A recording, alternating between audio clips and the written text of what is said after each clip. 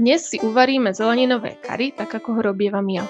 Nachystáme si zelené fazulky, mrkvu, karfiol, zelený hrášok, 1 alebo 2 paradajky, červenú cibulu, cesnak, mám potom kari listy a 2 zelené čili papričky, zázvor, mix masaly, rímsky kmín, čili prášok, kurkuma a koriandrový prášok. A nakoniec si môžeme nasekať, ak máte koriander čerstvý.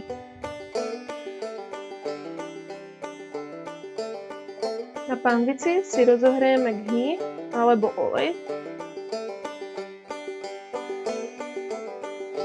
Pridáme rímsky kmín, premiešame, necháme ho opiecť.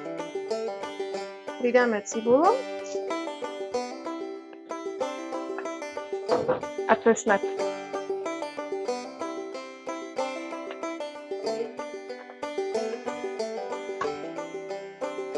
Premiešame a necháme troška opiecť.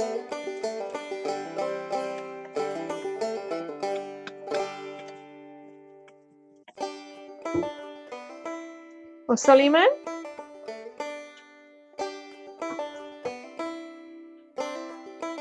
Pridáme paradajky.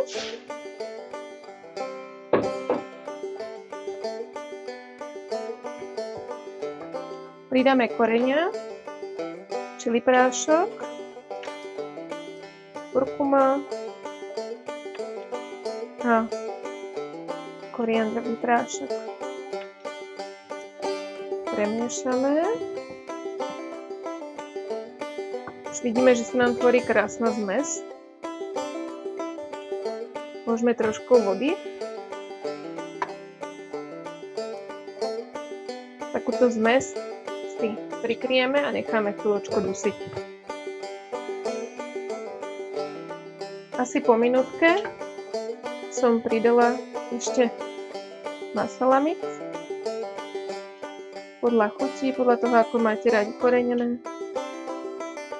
Zakrieme si zmes. Môžeme ešte raz premiešať.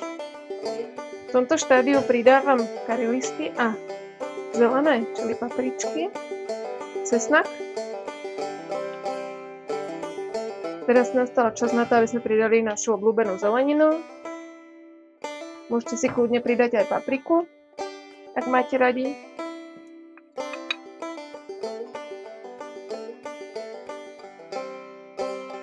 Keď máme zmes zamiešanú, pridáme ešte vodu a prikryjeme pokrývkou. Necháme dusiť zhruba 10-15 minút. Už máme zeleninu krásne podusenú. Už si to môžete nechať takto, alebo môžete pridať ešte nejaký krém alebo kokosové mlieko. Ja rada pridávam trocha krému na varenie, ale to je úplne na vás, podľa toho, aké máte radi chute. Úplne to stačí bez toho krému. Pridáme ešte koriander a nakoniec ešte trocha masala mixu. Prípadne môžeme dosoliť podľa chuti.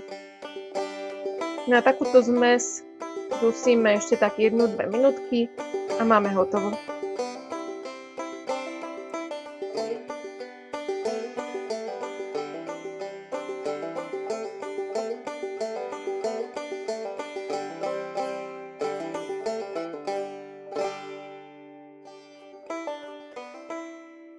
Môžeme podávať s jogurtom, aby sme zjemnili čili chuť.